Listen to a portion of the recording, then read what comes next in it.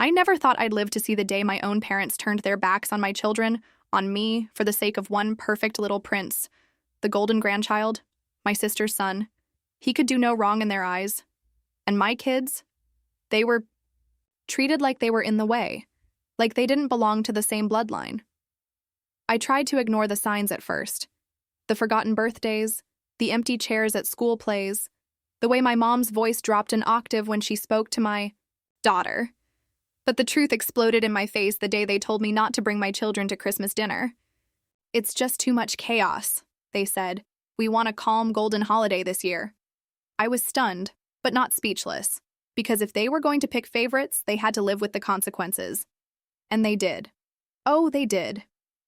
This is the story of how my parents sacrificed their entire legacy, their respect, and their peace of mind, all for a lie they wrapped in gold. And how I stood my ground for the children they tried to erase. I should have known something was off. When Mom's text came through, it was almost too polite. "Just a heads up, sweetie. We're keeping it small this year for Christmas. Only immediate family." That word, immediate, hit like ice water down my back. Because I am immediate family, so are my kids. But deep down, I knew exactly what she meant. It wasn't about family size. It was about who made her look good. And in her eyes, that role had been handed over, gift-wrapped and golden, to my sister Lauren's son, Ethan, the straight-A prodigy, who played cello and spoke French at 9. Ethan, who could knock over a vase and get a standing ovation. The boy who smiled and the world forgave. And somehow, in the twisted logic of my parents' hearts, my two children, Grace and Leo, were obstacles to his spotlight. It hadn't always been like this. Or maybe I just didn't want to see it. Growing up, Lauren was always the shining star, but I figured motherhood would level the playing field. I thought once they saw Grace's gentle way of comforting her brother, or Leo's wild imagination when he built rocket ships out of cereal boxes, they'd fall in love just like I did. But no. At birthdays, Ethan's gifts were wrapped in velvet ribbons. My kids got socks. At Sunday dinners, my father would beam at Ethan's stories, nodding like he was hearing prophecy. Grace would start to talk, and my mother would interrupt her, to pass the gravy. I kept swallowing the hurt, telling myself it didn't matter, that love wasn't measured in praise or presents. But that Christmas message broke something open in me. "Too much chaos," she said, as if Grace's laughter and Leo's chatter were pollution, as if their presence would ruin the peace she imagined sitting around her perfect table, sipping, wine with golden Ethan as her centerpiece. I didn't respond right away. I just stared at the screen, reading and rereading the words. My kids were in the next room, trying to wrap homemade gifts with paper bags and markers. They didn't know yet that they weren't invited, that they were officially excluded, and then Leo, only 6, called out, "Mom, do you think Grandma will like my card? I drew her with angel wings." I couldn't answer. My throat closed. I went into the bathroom, locked the door, and cried into a towel. Not because of the rejection, but because I had let this happen. I had watched it grow for years, thinking it would pass. But now it was real. Formal.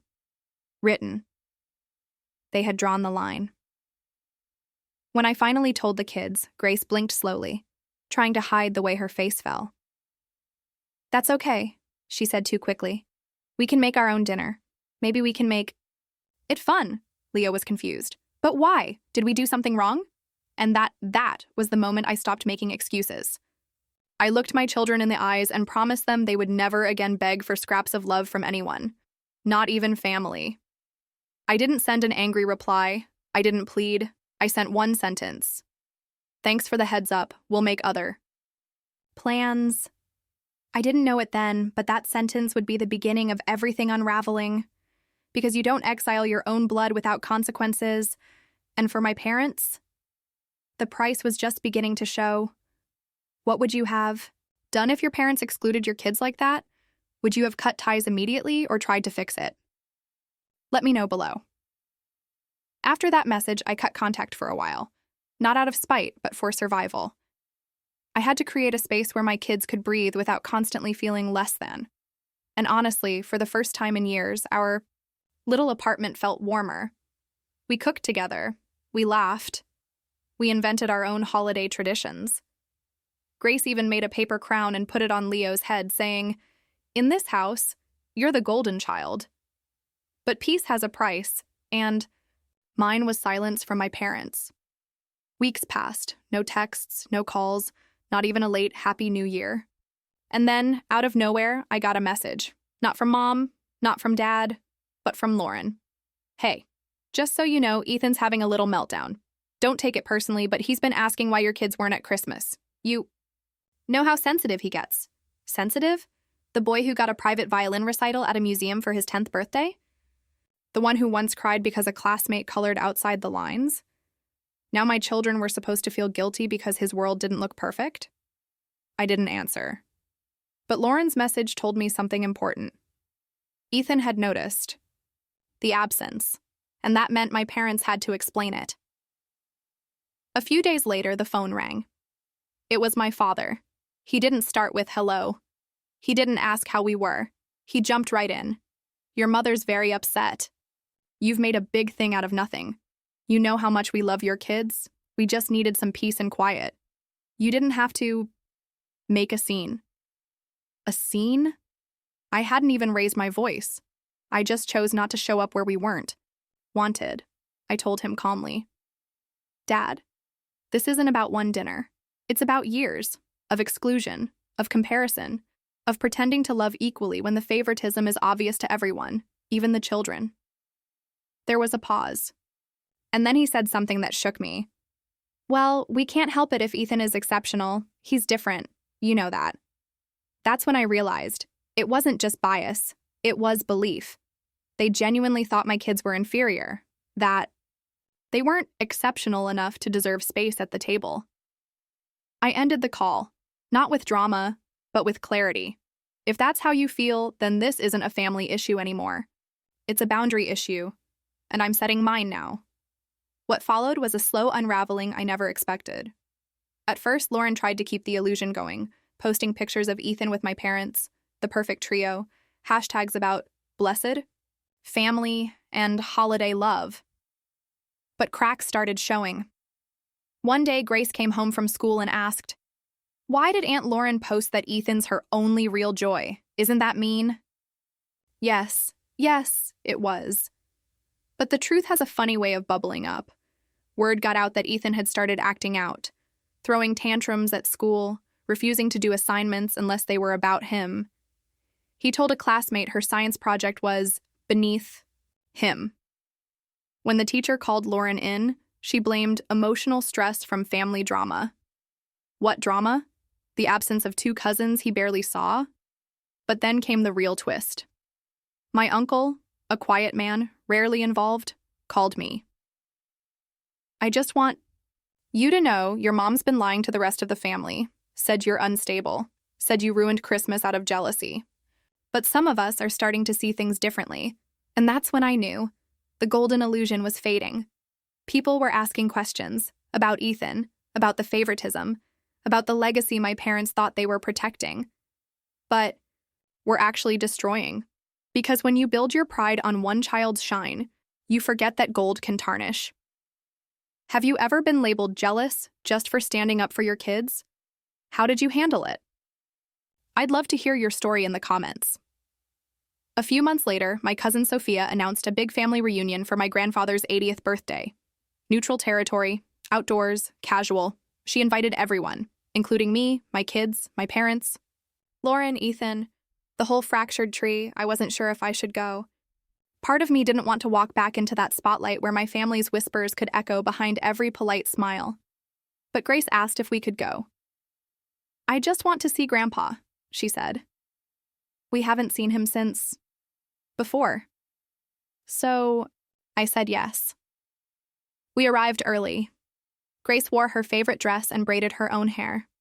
Leo brought a drawing he'd made for Grandpa, him riding a rocket with Hampshire 1 Gramps written in glitter glue. My kids weren't nervous.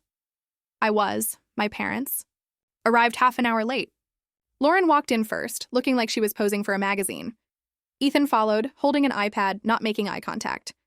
My mother greeted everyone, but her eyes barely flicked toward my kids, until Grandpa opened Leo's drawing and started. tearing up. "This is incredible," he said, hugging Leo tight. "You made this for me? Look at those stars."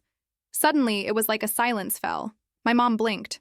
Lauren paused mid-laugh, and Ethan, finally looking up, saw that his spotlight was shared. Then it got worse. Sophia had made a slideshow of family moments sent in by all the relatives.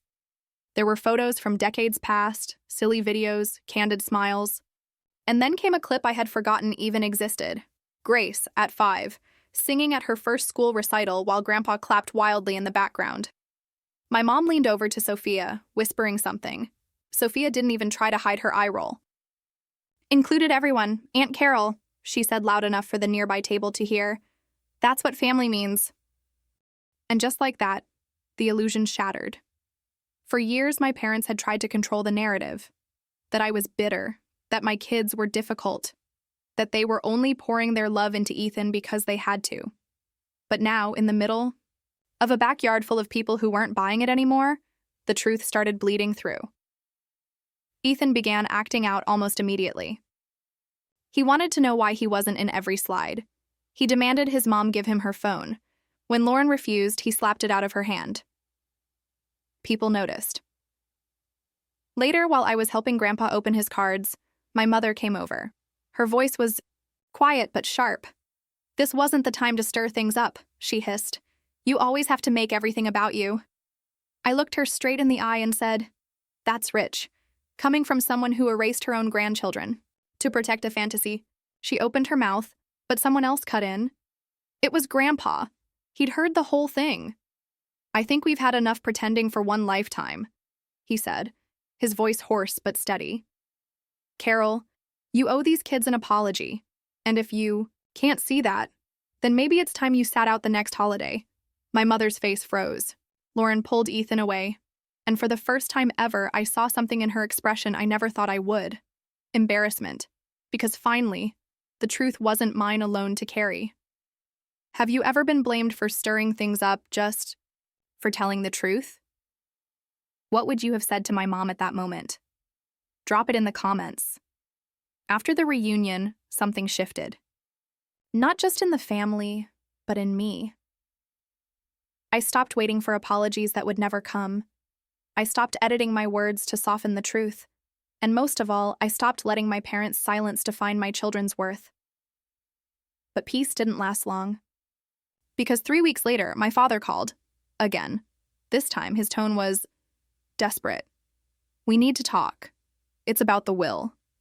The will? Turns out, Grandpa had updated his estate plans. After the reunion, after seeing who truly showed up for him, not just in person but in love, he made some changes. And somehow those changes had reached my parents before I even heard a word. I met my father at a cafe. He was already there, tapping his phone anxiously, 2 untouched coffees in front of him. He didn't even say hello. He went straight into it.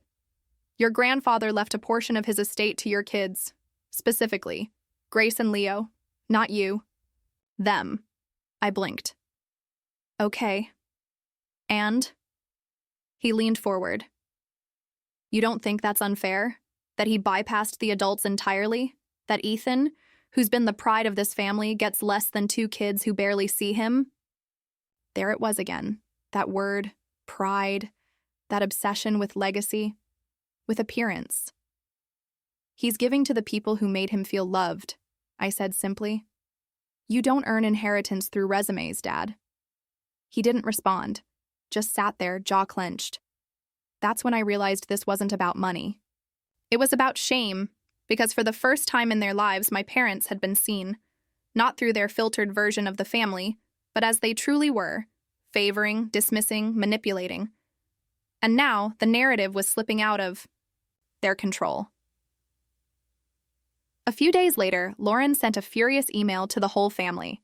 She accused Grandpa of being senile, of being manipulated by emotional stunts. She said Grace and Leo were being used to punish the successful side of the, family.